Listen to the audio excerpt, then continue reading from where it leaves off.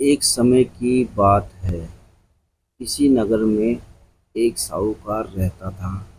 उसके घर में धन की कोई कमी नहीं थी, लेकिन उसकी कोई संतान नहीं थी।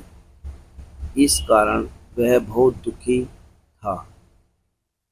पुत्र प्राप्ति के लिए वह प्रत्येक सोमवार व्रत रखता था और पूरी श्रद्धा के साथ शिव मंदिर जाकर भगवान शिव और पार्वती जी की पूजा करता था। उसकी भक्ति देखकर एक दिन माँ पार्वती प्रसन्न हो गई और भगवान शिव से उस साहूकार की मनोकामना पूर्ण करने का आग्रह किया। पार्वती जी की इच्छा सुनकर भगवान शिव ने कहा कि हे पार्वती, इस संसार में हर प्राणी को उसके कर्मों का फल मिलता है और जिसके भाग्य में जो हो उसे भोगना ही पड़ता है। लेकिन पार्वती जी ने साहूकार की भक्ति का मान रखने के लिए उसकी मनोकामना पूर्ण करने की इच्छा जताई। माता पार्वती के आग्रह पर शिवजी ने साहूकार को पुत्र प्राप्ति का वरदान तो दिया, लेकिन साथ ही यह भी कहा कि उसके बालक की आयु केवल 12 वर्ष होगी। माता पार्वती और भगवान शिव की बातचीत को साहूकार सुन रहा था। उसे ना तो इस बात की खुशी थी और ना ही दुख। वह पहले की भांति शिवजी की पूजा करता रहा। कुछ समय के बाद साहूकार के घर एक पुत्र का जन्म हुआ। जब वह बालक 11 वर्ष का हुआ तो उसे पढ़ने के लिए काशी भेज दिया गया। साहूकार ने पुत्र के मामा को बुलाकर उसे बहुत सारा धन दिया और कहा कि तुम इस बालक को काशी विद्या प्राप्ति के लिए ले जाओ और मार्ग में यज्ञ कराना। जहाँ भी यज्ञ कराओ वहाँ ब्राह्मणों को भोजन कराते और दक्षिणा देते हुए जाना। दोनों मामा भांजे इसी तरह यज्ञ कराते और ब्राह्मणों को दान दक्षिणा देते काशी की ओर चल पड़े। रात में एक नगर पड़ा जहाँ नगर के राजा की कन्या का विवाह था, लेकिन जिस राजकुमार से उसका विवाह होने वाला था वह एक आंख से काना था। राजकुमार के पिता ने अपने पुत्र के काना होने की बात को छुपाने के लिए एक चाल सोची। साहूकार के पुत्र को देखकर उसके मन में एक विचार आया। उसने सोचा, क्यों ना इस लड़के को दूल्हा बनाकर राजकुमारी से विवाह करा दूं।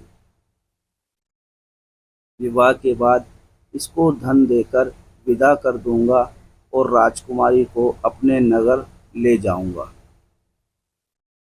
लड़के को दूल्हे के वस्त्र पहनाकर राजकुमारी से विवाह कर दिया गया, लेकिन साहूकार का पुत्र ईमानदार था।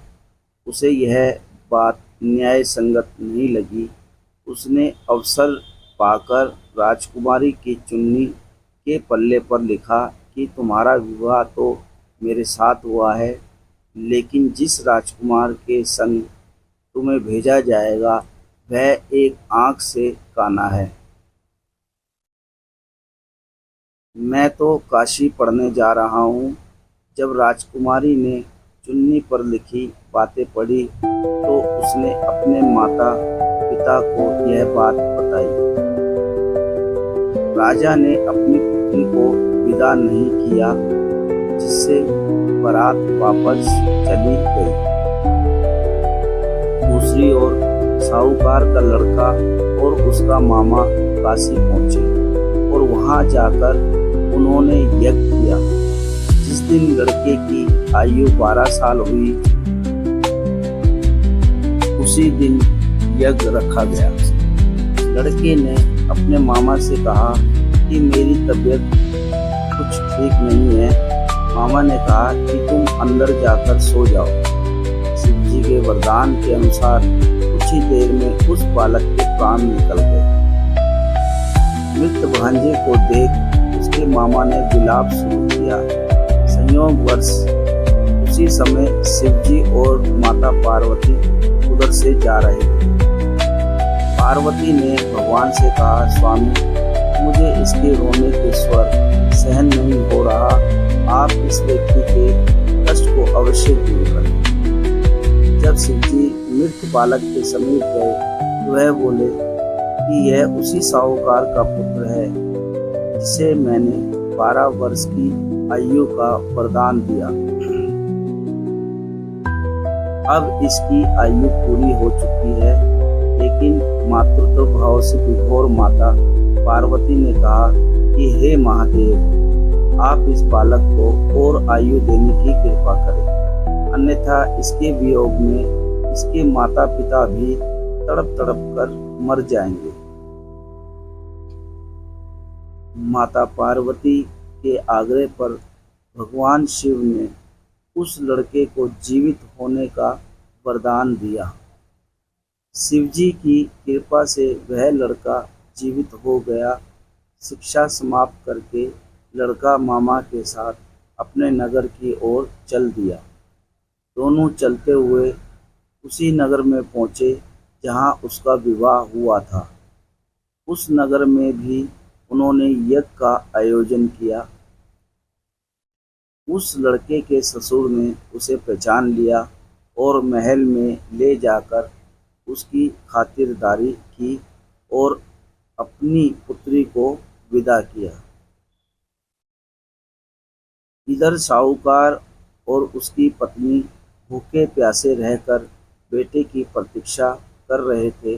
उन्होंने प्रण कर रखा था कि यदि उन्हें अपने बेटे की मृत्यु का समाचार मिला तो वह भी प्राण त्याग देंगे, परंतु अपने बेटे के जीवित होने का समाचार पाकर वह बेहद प्रसन्न हुए। उसी रात भगवान शिव ने व्यापारी को स्वप्न में आकर कहा, हे श्रेष्ठी, मैंने तेरे सोमवार के व्रत करने और व्रत कथा सुनने से प्रसन्न होकर तेरे पुत्र को लंबी आयु प्रदान की है। इसी प्रकार जो कोई सोमवार व्रत करता है या कथा सुनता और पढ़ता है, उसके सभी दुख दूर होते हैं और समस्त मनोकामनाएं पूर्ण होती है। हर हर महादेव। जय शिव शंकर।